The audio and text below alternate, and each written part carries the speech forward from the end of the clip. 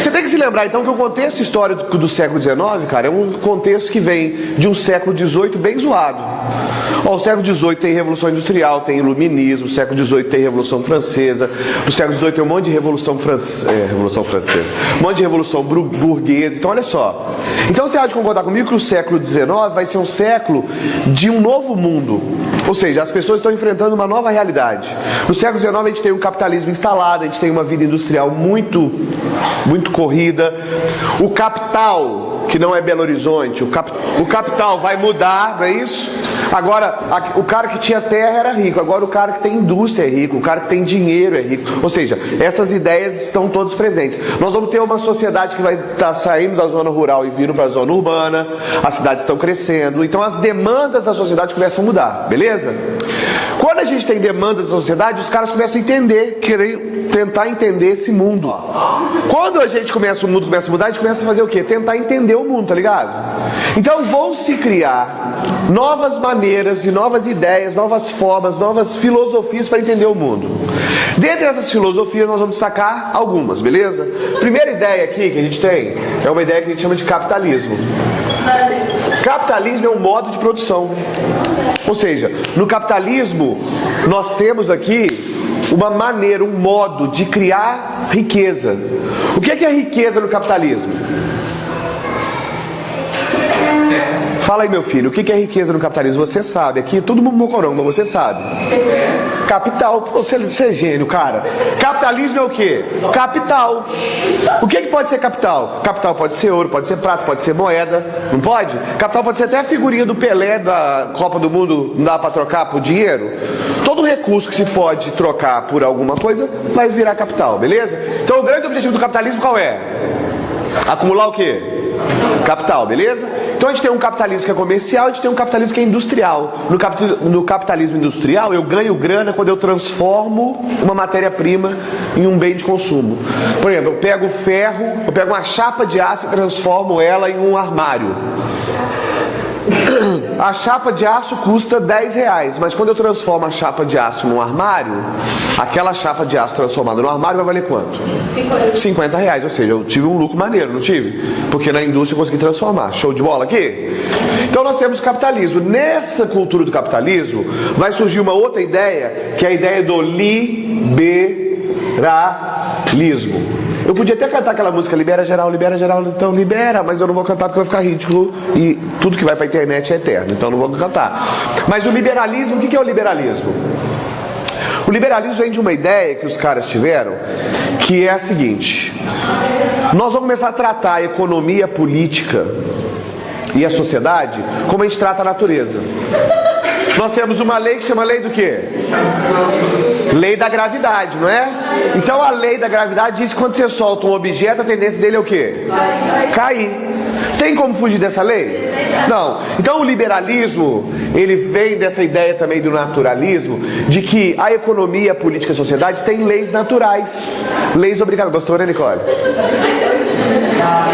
Lá nesse liberalismo, nós temos aqui a ideia, então... tem uma outra piada, mas não vou contar agora não. O liberalismo, então, tem essa ideia de que a economia, a política e a sociedade tem leis que vão reger ela, que não há necessidade do Estado ficar intervindo toda hora na economia. Sacou isso? Isso é bom pro capitalismo? Ótimo. Por quê? Porque o capitalismo ele vive da livre concorrência.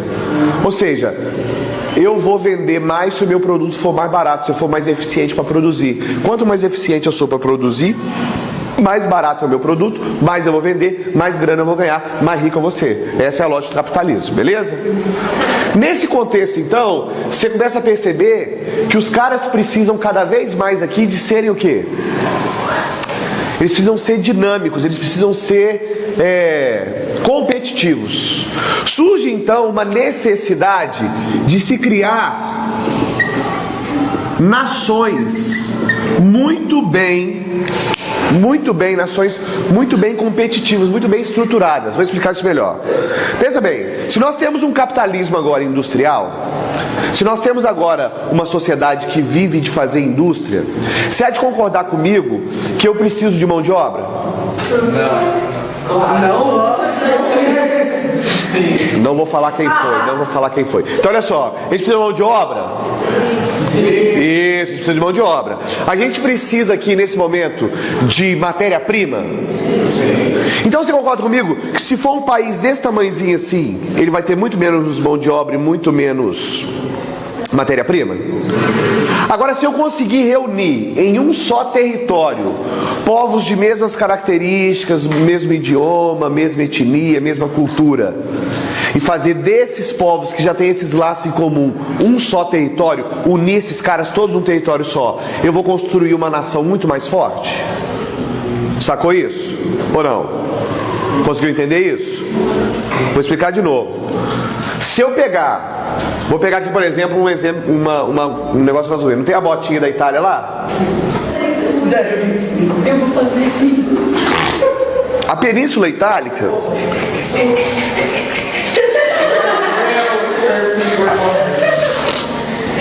A Península Itálica, por exemplo, ela era dividida em um monte de pequenos reinos. Concorda comigo? Se a gente unificar esses pequenos reinos aqui, todos num reino só, esses caras que vão ter mais poder político, militar, econômico? Sim ou não? Então esse sentimento nacionalista começa a surgir. Por quê? Pela necessidade econômica e política de se colocar uma revolução e um desenvolvimento econômico, capitalista e industrial. Todo mundo entendeu isso? Show? Beleza. Vai surgir então aqui uma outra ideia. Porque os burgueses estão ganhando dinheiro, os caras estão ganhando grana. Só que aí surge um cara que chama Karl Marx. E o Karl Marx se transforma num grande estudante, um grande estudioso dessa sociedade. E o Karl Marx começa a olhar e perceber assim, que essa sociedade ela privilegia apenas um grupo. Que grupo que é privilegiado por essa sociedade? O burguês. Que os trabalhadores, que ele vai chamar de proletariado, não têm esse benefício. Eles não estão sendo bem. Então, o Marx ele desenvolve uma ideia, e a ideia que o Marx desenvolve, ela é do estudo que ele faz do capitalismo e do liberalismo. Então, vou explicar para vocês. O Marx não concorda com o capitalismo. Ele não concorda com o liberalismo. Então, o que ele faz? Ele estuda o capitalismo a fundo, ele estuda o liberalismo a fundo, um cara que chama Adam Smith, e ele vai ser muito influenciado por um cara que chama Hegel. O Hegel ele tem uma ideia, uma dialética, que ele acreditava que tudo está sempre em transformação, e ele acreditava que tudo que tem uma tese tem uma antítese. Ou seja, que toda ideia tem uma ideia o quê? Contrária.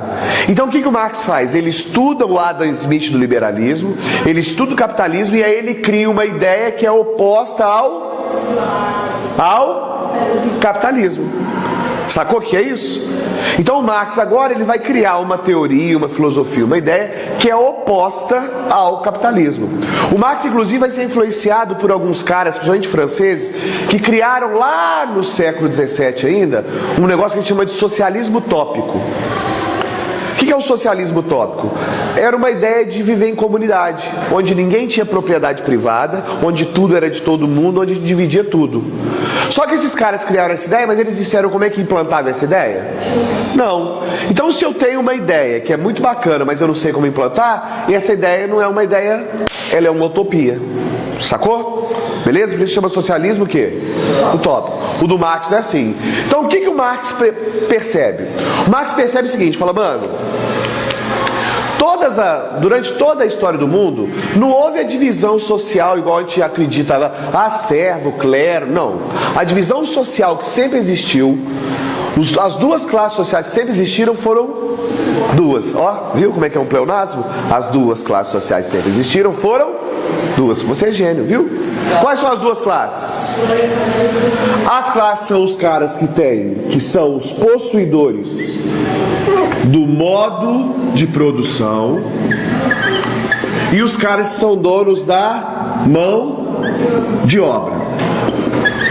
Vamos ver se o que o Marx falou é verdade? Vamos pensar assim comigo então, Nicole. Nicole, lá no Egito, presta atenção, Sarinha. No Egito, a gente tinha um modo de produção chamado modo de produção asiático. No modo de produção asiático, de quem que é a terra?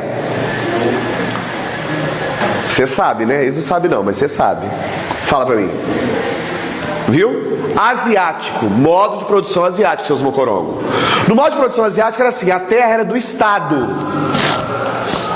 E quem trabalhava na terra? A galera, todo mundo, beleza? Só que você trabalhava numa terra que era de quem? Do Estado. A produção que você fazia na terra era de quem? Do Estado. Então, qual é o meio de produção? A terra. É porque eu escrevi errado o modo, vou cortar. Qual é o meio de produção? A terra. E quem é a mão de obra? Quem trabalha na terra. Show de bola? Os servos camponeses. Então, quantos grupos de pessoas tem? Quem participa do Estado, que é dono do meio de produção, e quem é a mão de obra, que é o quê? Trabalha na terra. Beleza. No feudalismo, como é que era dividido no feudalismo? Clero, clero, nobres e servos, beleza? Quem era o dono do meio de produção no feudalismo? O senhor feudal. E quem era a mão de obra? Os servos. Hoje, no nosso tempo, quais são os meios de produção que a gente tem? Essa escola é um meio de produção? Sim ou não? Por quê? Porque é aqui que acontece o quê? As aulas, ok? Então eu venho aqui dar aula. Eu sou o que então? A mão de obra. E a escola é o meio de produção. Quem tem o meio de produção, como é que o Marx chama? Burguês. E quem tem a mão de obra? Proletariado. Então você concorda comigo que nessa escola aqui, quem é o burguês? O dono da escola. E quem é o proletário? O professor. Por quê? Sem a escola eu posso dar aula? Não, eu preciso da escola para dar aula. Ah, professor, mas você pode dar aula particular. É, eu sei disso, mas aqui a gente está falando de aula 10 por vez, tá? Ok? Numa fábrica de costura, numa fábrica de camisa, o cara que é dono das máquinas, ele é o quê? Burguês. Por quê? Porque ele é dono do quê? Do meio de produção. E as costureiras? O proletariado, porque elas são donas do quê? Da mão de obra. Beleza? Ok? O que o Marx percebeu? O Marx percebeu que se, para manter essa escola, gasta-se 10 horas do meu trabalho. Para manter essa escola aqui, para pagar as contas, pagar o meu salário, 10 horas, certo? Só que eu trabalho 20 horas por semana. Eu sou remunerado por quantas horas? Pelo correspondente a quantas horas? Só pelo correspondente isso aqui, às 10 horas. Então você concorda comigo que 10 horas por semana eu trabalho para quem? Para quem? Para o burguês, para o dono da escola. Essas 10 horas aqui é o lucro que ele tem, não é?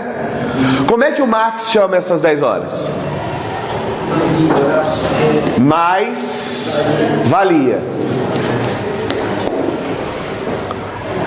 Por isso que o Marx diz que o burguês explora o proletário. Porque na verdade, lá no Manifesto Comunista, o Marx inclusive diz assim, que quando um burguês toma essa mais-valia, ele na verdade está tomando a vida do trabalhador. Porque tempo não é vida? Então o cara está roubando a minha vida para ter lucro e ganhar dinheiro. Show? Beleza? Essa ideia aqui então é do socialismo o quê? Científico. Aquilo que a gente chama de materialismo histórico. Show de bola até aqui? Show? Nós vamos ter ainda o socialismo, ou a doutrina social católica, que vai tirar aquilo que a gente chama de luta de classes, que é essa luta aqui que existe, ou seja, o burguês quer pagar cada vez menos e o nosso querido proletário quer ganhar cada vez o quê? Mais. Isso vai gerar conflito? Eu não quero ser cada vez melhor remunerado pela aula? E a escola não quer me pagar cada vez menos? Porque quanto menos a escola me pagar, maior vai ser o lucro dela. Beleza? Show? Segundo o Marx, então, a única maneira de dar uma solução para essa parada qual é? É o proletariado, nós trabalhadores, meter o pé nos peitos dos burguês, safado, e fazer o quê? Tomar essa escola para nós. Aí agora, nós professores que somos a mão de obra, vamos ser donos também da escola. Show até aqui? Então pensa bem, mano, essas ideias estão rodando a Europa. E os malucos morrendo de fome, os malucos trabalhando 16 horas por dia. O que você acha que vai dar? Vai dar merda, vai dar merda. Vai ou não vai? Vai dar merda, vai dar merda, vai. Por que vai dar merda? Porque, mano, junta pobreza, miséria, crise econômica, exploração, mais esse tipo de ideia revolucionária aqui, o que vai dar? Óbvio. Ok? Então nós vamos ter duas ondas revolucionárias. Vai começar na França, vai se irradiar para toda a Europa. Aí vai ter rei que vai perder cabeça de novo, vai ser tirado do governo. A França vai virar uma bagunça de novo. Vai ter a Primeira República, volta a monarquia. Vai ter uma zona na França, mas essa zona que começa na França vai se expandir e vai começar a chegar em outros lugares. E aí nós vamos ter alguns movimentos. Movimentos que a gente chama de unificação.